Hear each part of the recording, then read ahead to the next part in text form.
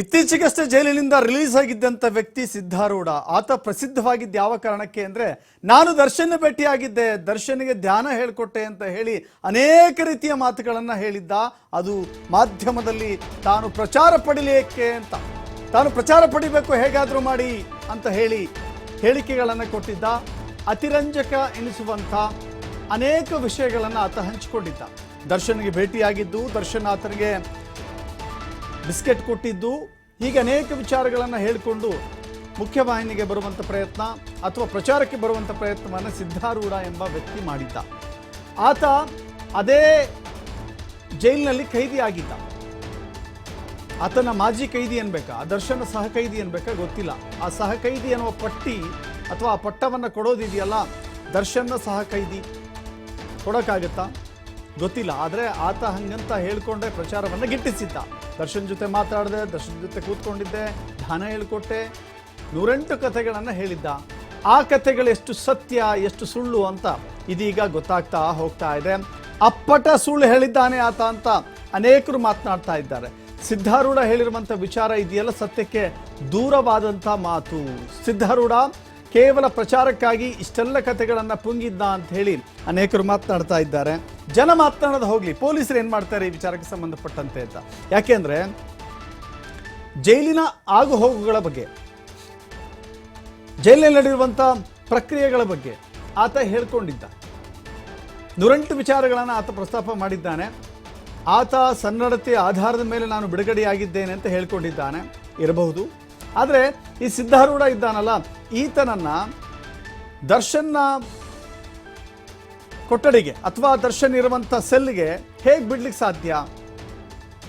ಸಿದ್ಧಾರೂಢನ್ ಬಿಟ್ಟಿದ್ದಾರೆ ಅಂತ ಹೇಳಿದ್ರೆ ಇತರ ಕೈದಿಗಳು ಕೂಡ ನಾನು ದರ್ಶನ ಭೇಟಿಯಾಗ್ತೇನೆ, ನಾನು ದರ್ಶನ ಭೇಟಿಯಾಗ್ತೇನೆ ಅಂತ ಕೂತ್ಕೊಂಡ್ರೆ ಅವರೆಲ್ಲರೂ ಬಿಡೋಕ್ಕಾಗತ್ತಾ?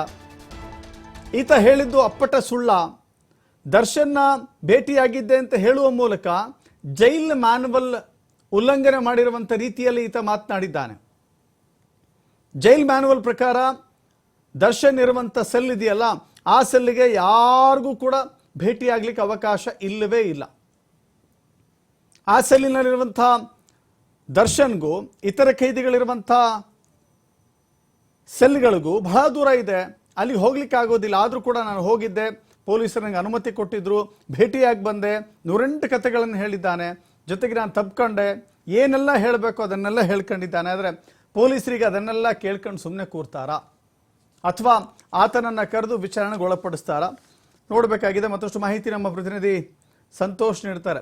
ಸಂತೋಷ್, ಆತ ಹೇಳಿದ್ದೆಲ್ಲವೂ ಕೂಡ ಎಷ್ಟು ಸತ್ಯ ಎಷ್ಟು ಸುಳ್ಳು ಅನ್ನೋದಕ್ಕಿಂತ ಹೆಚ್ಚಾಗಿ ಕೆಲ ಜೈಲಿನ ನಿಯಮಗಳನ್ನು ಉಲ್ಲಂಘನೆ ಮಾಡುವಂಥ ಅನೇಕ ವಿಚಾರಗಳನ್ನು ಆತ ಪ್ರಸ್ತಾಪ ಮಾಡಿದ್ದಾನೆ. ಏನಾಗುತ್ತೆ ಮುಂದೆ? ದಶರಥ್, ಈಗಾಗಲೇ ಕನ್ನಡದ ಆಧಾರದ ಮೇಲೆ ಸಿದ್ಧಾರೂಢ ಬಿಡುಗಡೆಗೊಳಿಸಲಾಗಿರುತ್ತೆ.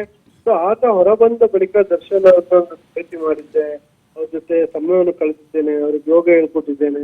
ಸೊ ಈ ರೀತಿಯಾಗಿ ಬೇರೆ ಬೇರೆ ವಿಚಾರಗಳನ್ನ ಆತ ಮಾಧ್ಯಮಗಳ ಮುಂದೆ ಹೇಳ್ಕೊಂಡಿರುವಂತದ್ದು, ಸೊ ಸೋಷಿಯಲ್ ಮೀಡಿಯಾಗಳು ಕೂಡ ಹೇಳ್ಕೊಂಡಿರುವಂತದ್ದು. ಜೊತೆಗೆ ಅವ್ರಿಗೆ ಅನಾರೋಗ್ಯದ ಸಮಸ್ಯೆ ಇತ್ತು, ಜ್ವರ ಇತ್ತು, ಈ ರೀತಿಯಾಗಿ ಆತ ಹೇಳಿಕೆಗಳನ್ನ ಕೊಡ್ತಾ ಇದ್ದ.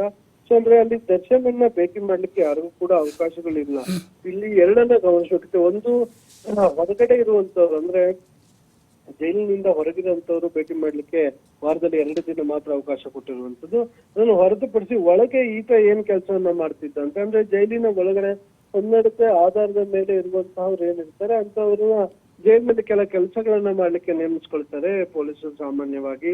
ಸೊ ಯಾಕಂದ್ರೆ ಒಂದಿಷ್ಟು ಅವ್ರು ಯಾವ ರೀತಿಯಾಗಿ ಇರಬಾರ್ದು, ಅವ್ರನ್ನ ಬದಲಾವಣೆ ಮಾಡುವ ಹಿನ್ನೆಲೆಯಲ್ಲಿ ಅಂತವ್ರನ್ನ ನೇಮಕವನ್ನ ಮಾಡ್ಕೊಂಡು ಅಲ್ಲಿ ಬರುವಂತವ್ರನ್ನ ಚೆಕ್ ಮಾಡುವಂತದ್ದು, ಊಟಗಳನ್ನ ಕೊಡುವಂತದ್ದು, ಬಟ್ಟೆಗಳನ್ನ ತಂದಂತವ್ರಿಗೆ ಅದನ್ನ ಪರಿಶೀಲನೆ ಮಾಡುವಂತದ್ದು, ಈ ತರ ಕೆಲಸಗಳನ್ನು ಕೂಡ ಅಲ್ಲಿ ಮಾಡಿಸ್ತಾ ಇರ್ತಾರೆ. ಸೊ ಆದ್ರೆ ಈತ ಸಿದ್ಧಾರೂಢ ಹೊರಬಂದ ನಂತರ ನಾನು ದರ್ಶನ ಭೇಟಿಯಾಗಿದೆ ಅನ್ನೋದು ಹೇಳಿಕೆಯನ್ನ ಮಾಡ್ಬಿಟ್ಟು ಇದು ಸಾಕಷ್ಟು ಚರ್ಚೆಗೆ ಗ್ರಾಸವಾಗಿರುವಂತದ್ದು. ಸೊ ಹೀಗಾಗಿ ಇಲ್ಲಿ ತನಿಖಾಧಿಕಾರಿಗಳು, ಜೈಲು ಅಧಿಕಾರಿಗಳು ಆತನಿಗೆ ಒಂದು ನೋಟಿಸ್ ಅನ್ನು ಕೊಡ್ಲಿಕ್ಕೆ ಎಲ್ಲಾ ಸಿದ್ಧತೆಯನ್ನ ಮಾಡ್ಕೊಂಡಿರುವಂತದ್ದು. ಜೈಲಿನ ಒಳಗಡೆ ಏನೇ ಆದ್ರೂ ಕೂಡ ಅದನ್ನ ಹೊರಗಡೆ ಅಲ್ಲಿ ಇದ್ದಂತಹ ಕೈದಿಗಳು ಬಂದ ನಂತರ ಹೇಳಿಕೊಳ್ಳುವಿಲ್ಲ. ಅಂದ್ರೆ ಅವರ ವೈಯಕ್ತಿಕ ಕೇಸನ್ನ ಬಿಟ್ಟು ಯಾವ ಪ್ರಕರಣಗಳ ಬಗ್ಗೆ ಕೂಡ ಅವರು ಹೊರಗಡೆ ಮಾಹಿತಿಯನ್ನು ಹಂಚಿಕೊಳ್ಳುವ ಹಾಗೆ ಇರೋದಿಲ್ಲ ಅನ್ನೋ ಮಾಹಿತಿ ಇರುವಂತದ್ದು. ಈ ಹಿನ್ನೆಲೆಯಲ್ಲಿ ಆತ ಆ ರೀತಿಯಾಗಿ ಹೇಳಿಕೆಯನ್ನು ಕೊಡ್ತಾ ಇರುವಂತದ್ದು. ಎಲ್ಲ ಒಂದ್ ಕಡೆ ದರ್ಶನ್ ಅವ್ರಿಗೆ ಜೈಲಿನಲ್ಲಿ ಯಾರು ಬೇಕಾದ್ರೂ ಒಳಗಡೆ ಇದ್ದಂತವ್ರು ಭೇಟಿಯನ್ನ ಮಾಡ್ತಾರೆ, ಆರಾಮಾಗಿದ್ದಾರೆ ಅನ್ನೋದು ಕೂಡ ಇರುವಂತದ್ದು.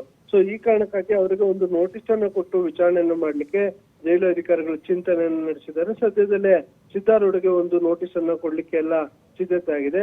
ಅದ್ರ ಜೊತೆಗೆ ಜೈಲು ಅಧಿಕಾರಿಗಳು ಮಾತ್ರ ಇದ್ರ ಬಗ್ಗೆ ಹಿರಿಯ ಅಧಿಕಾರಿಗಳಿಗೆ ಮಾಹಿತಿಯನ್ನ ಕೊಟ್ಟಿರುವಂತದ್ದು. ನಾವೆಲ್ಲೂ ಕೂಡ ದರ್ಶನ ಭೇಟಿಯನ್ನ ಮಾಡ್ಲಿಕ್ಕೆ ಯಾರಿಗೂ ಅವಕಾಶವನ್ನು ಕೊಟ್ಟಿಲ್ಲ, ಸಿದ್ದಾರೂಢ ಕೂಡ ಕೊಟ್ಟಿಲ್ಲ. ಆತನು ಸುಳ್ಳು ಹೇಳ್ತಾ ಇರುವಂತದ್ದು. ಯಾಕೆಂದ್ರೆ ಆತ ಸನ್ನಡತೆ ಆಧಾರದ ಮೇಲೆ ಬಿಡುಗಡೆಗೂ ಕೂಡ ಮೊದಲು ಆತ ಒಂದು ಬಳ್ಳಾರಿ ಜೈಲಿನಲ್ಲಿದ್ದ. ಇದಾದ ಬಳಿಕ ಏನ್ ಬಂದಿದ್ರೆ ನಾಳೆ ಬಿಡುಗಡೆ ಅಂದ್ರೆ ಹಿಂದಿನ ದಿನ ಆತ ಬಂದಿದ್ದು. ಇದಾದ ಬಳಿಕ ಸೀದಾ ನೇರವಾಗಿ ಆತ ಮರುದಿನ ಏನೋ ಗೃಹ ಸಚಿವರು ಬರ್ತಾರೆ, ಆ ಕಾರ್ಯಕ್ರಮ ನಡೆಯುತ್ತೆ, ಅದ್ರಲ್ಲಿ ಆತ ಬಿಡುಗಡೆಗೊಳ್ತಾರೆ ಅನ್ನೋದು ಕೂಡ ಅವರು ಸ್ಪಷ್ಟಪಡಿಸಿ ಅವರಿಗೆ ಒಂದು ಉತ್ತರವನ್ನು ಕೊಟ್ಟಿರುವಂತದ್ದು. ಆದ್ರೆ ಸಿದ್ದಾರೂಢ ಯಾಕೆ ಈ ರೀತಿಯಾಗಿ ಹೇಳ್ತಾ ಇದ್ದಾರೆ ಅನ್ನೋ ಪ್ರಶ್ನೆ, ಒಂದು ಕಡೆ ಆತನಿಗೆ ಏನಾದ್ರು ಪಬ್ಲಿಸಿಟಿ ಹುಚ್ಚಿದೆ, ಇಲ್ಲ ನಿಜಕ್ಕೂ ಆತ ಅಲ್ಲಿ ಭೇಟಿ ಮಾಡಿದ್ದ ಬಂದು ಹೊರಗಡೆ ಹೇಳ್ತಿದ್ದಾನೆ ಅನ್ನೋದು ಗೊತ್ತಾಗ್ಬೇಕಿದೆ Dasharath. Yes, thank you Santosh ನಿಮ್ಮೆಲ್ಲ ಮಾಹಿತಿಗೆ.